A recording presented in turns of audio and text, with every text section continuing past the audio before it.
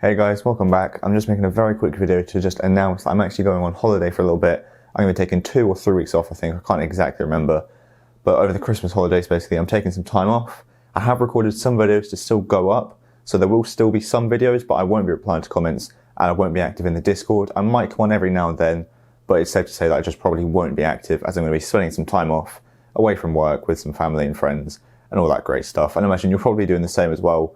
But I know some people don't celebrate it, some people don't take much time off, so I will still be uploading some videos as well to go up during this period. So I take my break from today, the 17th of December, until the 5th of January, so that's the time I'm going to be taking off, and I will be back on the 5th again. Some videos will be up, there might not be some every other day, I'll have to see how many I can actually get done, but there will be some videos going up as well. And I hope you all enjoy your holidays. Again, I might be active here and there, but if not, I hope you all enjoy your holidays and have an amazing time. So again, just taking a quick break, but I will still be uploading some videos as well. Enjoy, and I'll see you in the next one.